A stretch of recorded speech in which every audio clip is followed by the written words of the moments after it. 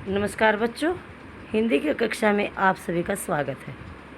देखिए, हम वसंत का पाठ 6 पढ़ रहे हैं।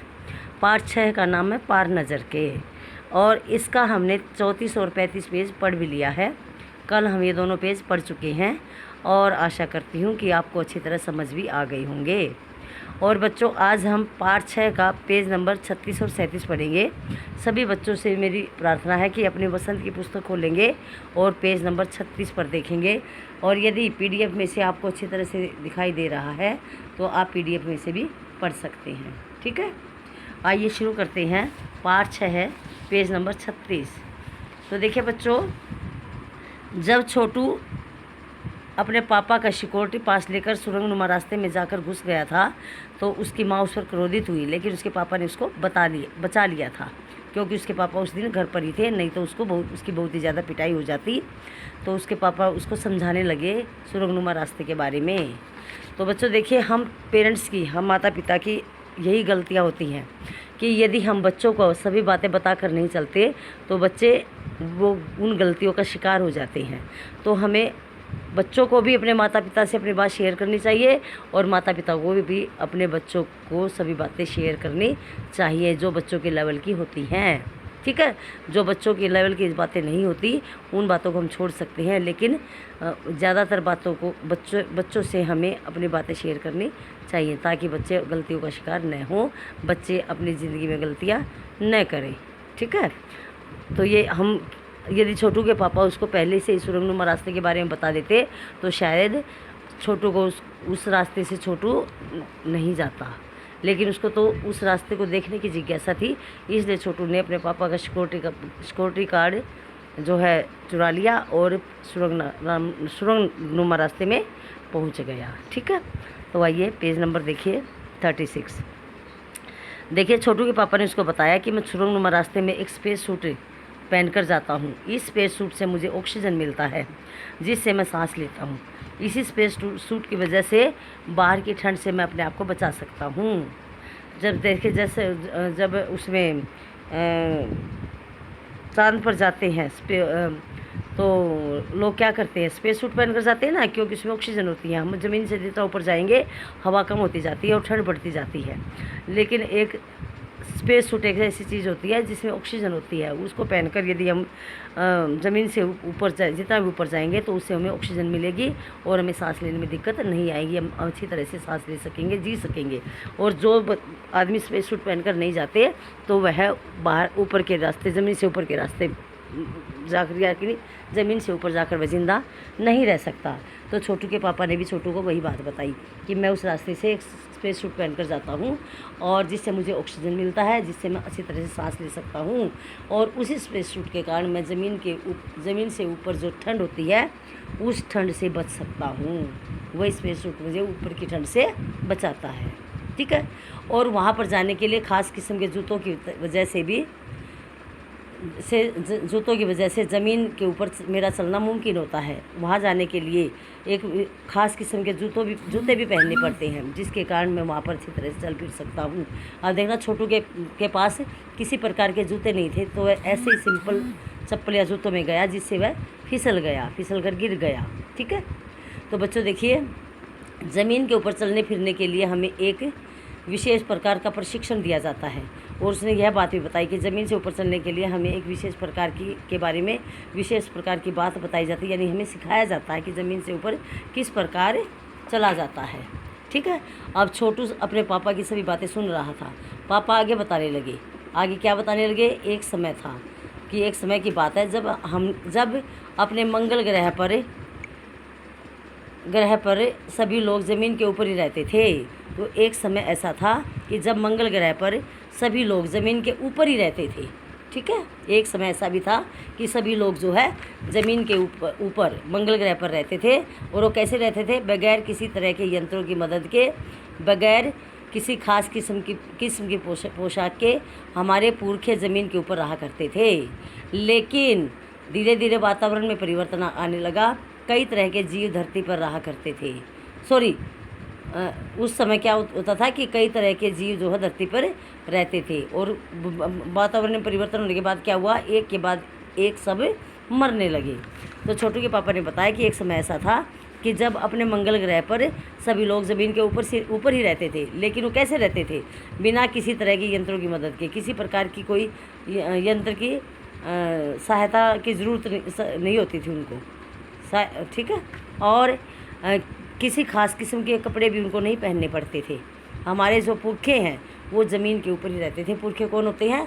जो हमारे पूर्वज, दादा परदादा, है ना, उनको पुरखे कहते हैं। तो हमारे जो पुरखे थे वो ज़मीन के ऊपर ही रहते थे। लेकिन धीरे धीरे क्या हुआ?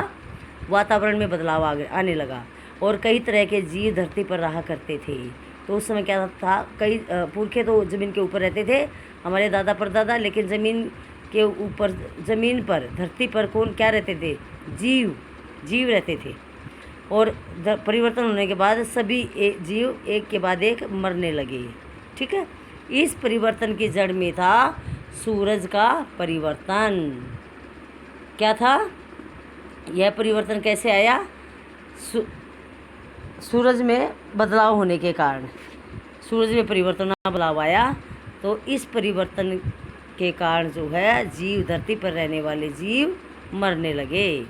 और सूरज से हमें क्या मिलता है? सूरज से हमें रोशनी मिलती है, ठीक है, और उष्णता मिलती है। रोशनी, सूरज हमें रोशनी तो देता, प्रकाश देता, उष्णता गर्मी, और सूरज हमें गर्मी भी देता है, ठीक है। और गर्मी मतलब गर्मी, ठंड से सूरज से ही तो मिलता है सब कुछ। तो इन्हीं तत्वों से जीवों का पोषण होता है। जो चीज़ सूरज देता है उसी के कारण तो जो है जीव जिंदा रहते हैं। उन्हीं से पालन पोषण इन्हीं चीज़ों के कारण तो होता है। यदि रोशनी ना मिले, सूरज अपनी रोशनी ना दे और गर्मी ना दे तो कुछ भी नहीं उगेगा, न पेड़ पौधे उग पाएंगे, ना हम जिंदा रह पाएंगे, जीव जंतु भी जिंदा नहीं रह पाएंगे। तो ये दो सूरज की ये चीज़ें, जो तत्व है, उनके कारण ही सभी जीवों का पालन पोषण होता है, उनसे पलते हैं। तो सूरज में परिवर्तन होते ही यहाँ का प्राकृतिक संतुलन बिगड़ गया। जैसे ही सूरज में परिवर्तन हुआ, सूरज में परिवर्तन होते ही यहाँ का प्राकृतिक संतुलन जो है खराब हो गया, बिगड़ गया। प्राकृतिक संतुलन कौन सा? कि जैसे न तो सर्दी के समय में सर्दी पड़ती, गर्मी के समय में गर्मी नहीं पड़ती, बरसात के समय में बरसात नहीं होती। और आप भी ऐसा देख रहे होंगे। तो बेमौसम जो भी काम होता हो बिना मौसम के ही होता है। तो ये किसके कारण है? ये सब चीज़ें सूरज में परिवर्तन होने के कारण है, ठीक है। प्रकृति के बदले हुए रूप का सामना करने में कौन थे? करने में यहाँ के पशु पक्षी, पेड़ पौधे, अन्य जीव जंतु अक्षम साबित हुए। जो प्रकृति का जो बदलाव आया, प्रकृति में जो परिवर्तन हुआ, तो उस बदलाव का, उस परिवर्तन का सामना किसने किया? यहाँ के जो पशु पक्षी हैं, पेड़ पौधे हैं और अन्य जीव हैं, उन्हीं को सबसे ज़्यादा सामना करना पड़ा, उन्हीं को परेशानी हुई, ठीक है। केवल हमारे पूर्वजों ने इस स्थिति का सामना किया है। जीव कौन होते हैं? धरती पर रहने वाले जो सांस लेते हैं। तो देखिए इस स्थिति का, इस हालत का सामना किसने किया? हमारे पूर्वजों ने, हमारे दादा परदादाओं ने इस स्थिति का, इस हालत का सामना किया है, ठीक है। देखिए अब आगे चलिए। अपने तकनीकी ज्ञान के आधार पर हमने ज़मीन के नीचे अपना घर बना लिया।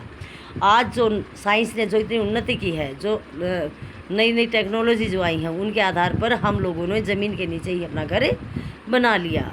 ज़मीन के ऊपर लगे विभिन्न यंत्रों के सहारे हम सूर्य शक्ति, सूरज की रोशनी और गर्मी का इस्तेमाल करते आ रहे हैं। अब ज़मीन के ऊपर जो विभिन्न अलग अलग प्रकार के जो यंत्र लगे हैं, उन्हीं के सहारे, उन्हीं की सहायता से हम क्या प्राप्त कर रहे हैं? सूर्य की शक्ति, सूर्य की जो ताकत, जो शक्ति, जो चीज़ें हमें सूर्य दे रहा है, सूरज की रोशनी और गर्मी का हम सभी इस्तेमाल कर रहे हैं। ये चीज़ें हमें सूर्य से मिल रही हैं, शक्ति, रोशनी और गर्मी, ठीक है। उन्हीं यंत्रों के सहारे हम यहाँ ज़मीन के नीचे, उन्हीं यंत्रों के सहारे हम यहाँ ज़मीन के नीचे जी रहे हैं। अब कौन से यंत्र हैं जो हमें ज़िंदा रखने में हमारी जो सहायता कर रहे हैं, मदद कर रहे हैं? सूर्य शक्ति, सूरज की रोशनी और गर्मी। इन्हीं चीज़ों के कारण हम ज़मीन के नीचे जी रहे हैं, जिंदा रह रहे हैं, ठीक है। यंत्र सुचारू रूप से चलते रहे, इसके लिए बड़ी सतर्कता बरतनी पड़ती है। मुझे जैसे कुछ चुनिंदा लोग इन यंत्रों का ध्यान रखते हैं, मुझ जैसे। तो कहते हैं कि बताया गया है कि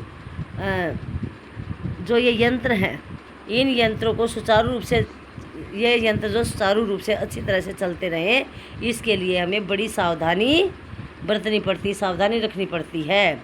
और इस सावधानी इसके लिए सावधानी मेरे जैसे कुछ ही लोग ऐसे हैं जो इस सावधानी का ध्यान रखते हैं। ठीक है, ये छोटू के पापा छोटू को बता रही हैं। अब आगे देखिए, बड़ा हो जाऊंगा तो मैं भी यही काम करूंगा। छोटू ने अपने पापा को बताया कि यदि मैं बड़ा हो जाऊंगा तो मैं भी यही काम करूंगा। छोटू ने अपनी मनसा जाहिर की, मनसा में इच्छा, छोटू ने अपनी इच्छा अपने पापा को बताई। बिल्कुल, पापा ने कहा, उसके पापा ने कहा कि बिल्कुल आप यह काम कर सकते हो, मगर यह काम करने के लिए, लेकिन उसके लिए खूब पढ़ना होगा। यह काम करने के लिए बहुत मेहनत करनी होगी, पढ़ना होगा, माँ और पापा की बात सुननी होगी, अपने माता पिता की बात सुननी होगी। माता पिता की माता जी ने कहा कि अपने माता पिता की बात के कहे अनुसार ही चलना होगा, क्योंकि माता पिता हमेशा बच्चों को सही रास्ते पर चलना सिखाते हैं, सही गाइड करते हैं। और जो बच्चे अपने माता पिता का कहना नहीं मानते, अपने बड़ों का कहना नहीं मानते, शायद वो अपना रास्ता भटक जाते हैं, वो गलत रास्ते पर चल पड़ते हैं, वो गलत रास्ता अपना लेते हैं। तो चलो, मेरी भी आपसे यही आशा है, प्रार्थना है कि सभी अपने बड़ों का, घर में जो बड़े हैं, माता पिता है या आपके अध्यापक है, उनके कहे अनुसार ही चलना चाहिए, उनकी बात को मानना चाहिए। ठीक है, अब देखिए नीचे लास्ट पैराग्राफ देखेंगे। दूसरे दिन छोटू के पापा काम पर चले गए। दूसरा दिन आ गया और छोटू के पापा काम पर चले गए। देखा तो कंट्रोल रूम का वातावरण जो है बदला सा था। उसने क्या देखा, कंट्रोल रूम का जो वातावरण था तो कुछ बदला हुआ था, बदला सा लगा। शिफ्ट खत्म कर घर जा रहे स्टाफ के प्रमुख ने टीवी स्क्रीन की तरफ इशारा किया।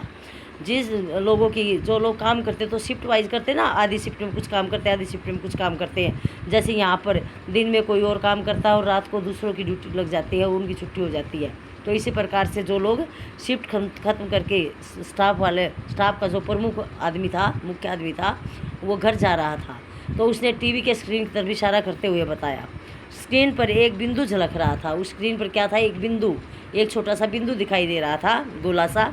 वह बताने लगा, वह स्टाफ का मुखिया बताने लगा कि यह कोई आसमान का तारा नहीं है। जो बिंदु जो दिखाई दे रहा है टीवी के स्क्रीन पर, यह कोई आसमान का आकाश का तारा दिखाई नहीं दे रहा, क्योंकि कंप्यूटर से पता चल रहा है कि यह अपनी जगह अडिग नहीं रहा है। क्योंकि इस कंप्यूटर से क्या पता चल रहा है कि यह अपनी जगह पर स्थिर नहीं है, एक जगह नहीं है, तो इसलिए यह कोई आसमान का तारा नहीं है। पिछले कुछ घंटों के दौरान इसे अपनी जगह बदली है। कहते कि पिछले कुछ घंटों में ही यह अपनी जगह बदल चुका है, इसे अपनी जगह चेंज कर चुका है। ठीक है, कंप्यूटर के अनुसार यह हमारी धरती की तरफ बढ़ता चला आ रहा है। यह कंप्यूटर में क्या बता रहा है, कंप्यूटर के अनुसार हमें यह पता चल रहा है कि यह बिंदु जो है धरती की तरफ ही चलता आ रहा है। ठीक है, तो बच्चों देखिए, आज हम इतना ही पढ़ेंगे, टाइम हो चुका है, अब बाकी हम कल पढ़ेंगे। ठीक है, धन्यवाद, शुभ दिन।